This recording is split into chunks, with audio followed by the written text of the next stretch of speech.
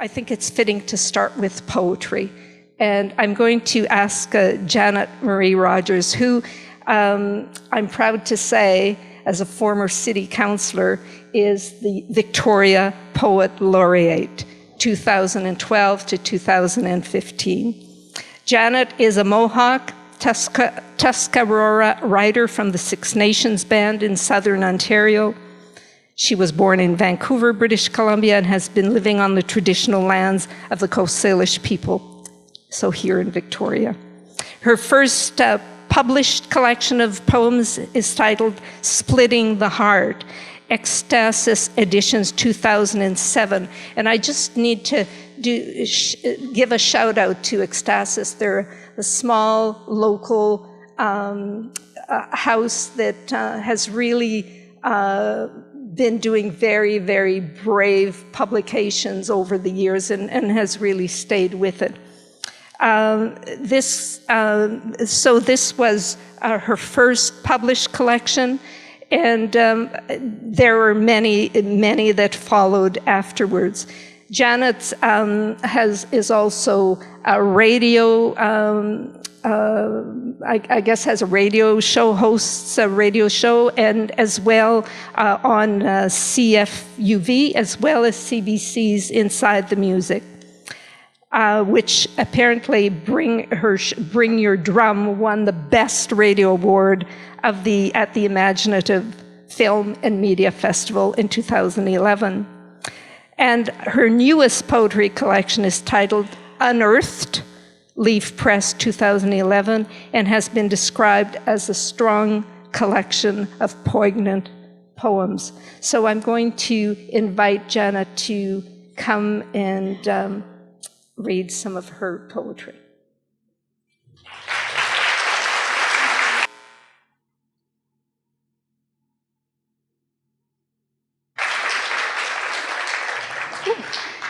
Good afternoon, everybody.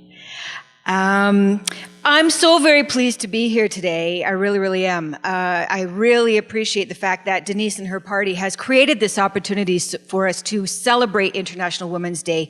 I wasn't aware that there was a celebration of International Women's Day in the city until now. So I'll be returning here next year with my mother. And speaking of my mother, it has been a tradition for her and I to celebrate International Women's Day. Back in the time when I lived in Toronto, we went every year to the rally and to the march, and I was raised by a feminist, okay? So I'm really, really happy to have this opportunity and to sit with all these amazing women as well, and to be with you all here today. Thanks for coming. Thank you for welcoming us on the traditional lands of the Songhees and Esquimalt people. This is important that we keep this in mind. It shifts our reality. It shifts our the way that we move on this territory, and so I thank you, Denise, for that. There really is no Indigenous word for feminist, which is an interesting fact in itself, because I think it was always a given that women were leaders, and it's confusing today that the way that Indigenous women and women in general are treated in today's society. However, I think it's important to say too that today is a great day to be a woman. Better than yesterday, better than last week, better than last year. You know what I mean? It keeps getting better and better. So I'm really, really pleased, to be standing here today. And I know that it's going to get better for tomorrow as well. Let me just put my glasses on so I can see what I'm saying here.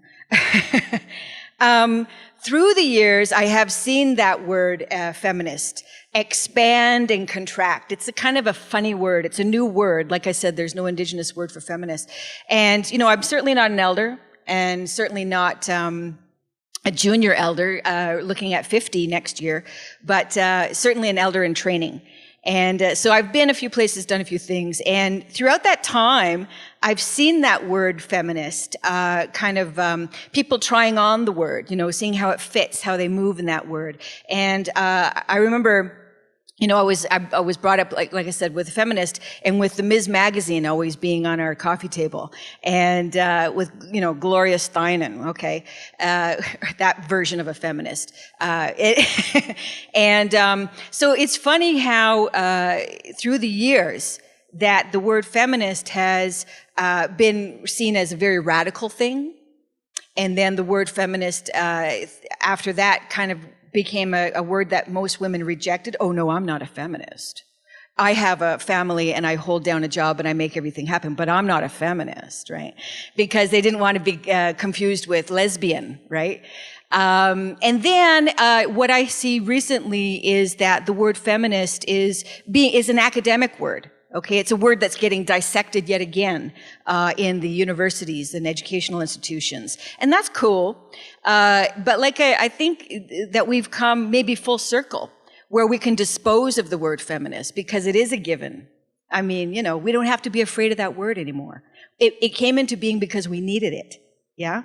And now maybe we don't need it so much. I don't know. We have to say that for ourselves what we want to do with the word. But anyways. Speaking of feminists, there is a woman who broke path for me as a poet. And I just want to say I'm really, really happy, pleased, and honored to be serving as the poet laureate for this city of Victoria. I think it is time for a little bit of change. We'll see that in the next 3 years if they'll have me that long. And the woman who broke trail for me is E. Pauline Johnson, and she's a poet from the early 1900s, and she's also from Six Nations, and she is also Mohawk, and the more I study her, the more I understand who I am myself, and I've been doing loads of research about this woman, and having recently visited the Smithsonian Institution in Washington, D.C., and found bits of her there. And then, of course, there's bits of her in Vancouver, because that's where she adopted the city of Vancouver as her home before she passed away from breast cancer. So I have some poems here for her. I love to write about Pauline.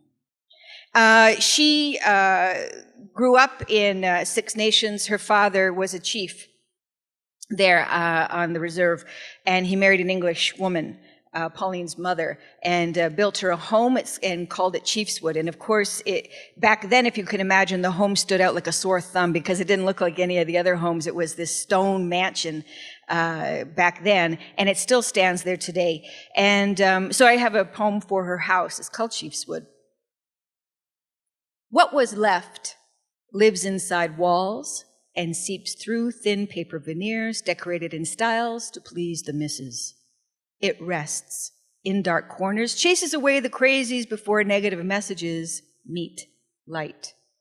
Wandering grounds, feeling compelled to look skyward towards lace lattice windows, at invisible faces gazing down. Faded toboggan tracks leading to and away from treacherous southern Ontario conditions, the trees have recorded it all.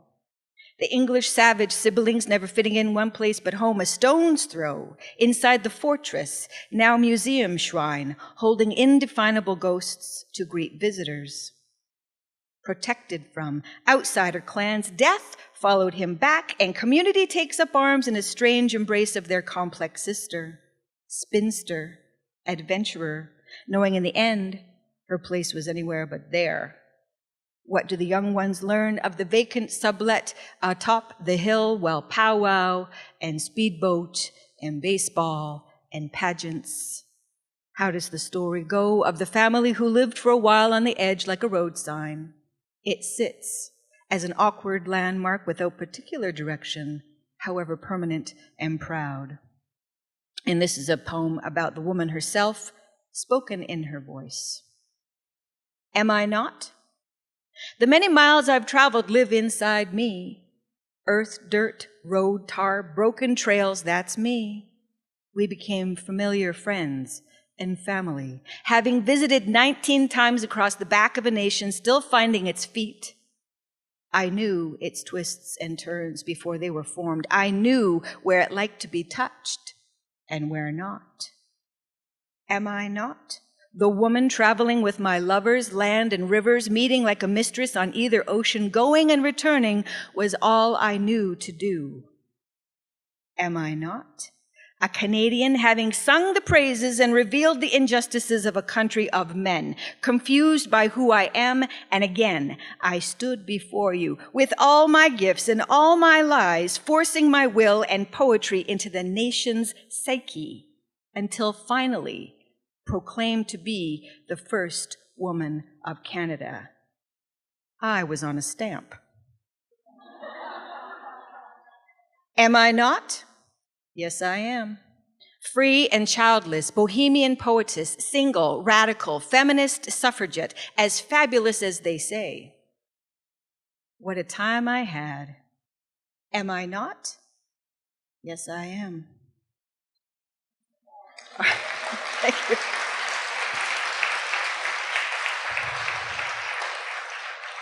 Thank you very much. And then down the hill from her house was the Grand River, and she paddled this river lots. She enjoyed paddling. And so this is, in her voice, a poem for the river. Bring me back. The influence of your confluence birthed itself deep inside the liquid of me. I want to embody, want to flow, want to roll and go freely, feeling river power currents, electrical correspondence, preoccupied by how to embody this. Come to me, like personified lyrics, help me understand river language. Call my name early and late. I want to come to you, live in your watery heaven and dirt-burnt banks. I trust where you'll take me. Just take me, make my paddle sing once more a grand orchestral farewell, where clans gather under heron's stinging stare, hawk's awesome glare, muskrat's playful games. Come the rain, levels rise, wide overflow, like my joy to be near you. Can you feel me lick your skin? We wink and flirt in thick July sunshine. You are home, and yet not. You are your own, bold rapids of respect, wild like my naughty hair. I've learned your curves like lessons that never leave, and I want more. Keep your secrets. I have my own. You know them all. Sunken love notes never seen by my intended, and tears, the spice within your fresh webs. Hold them, heal them, sell them as cheap crystals to the tourists. I am done. I love you only. My grand, grand, grand. Bring me back for a winter swim. My blood is filled with your flow. Happy International Women's Day, everybody.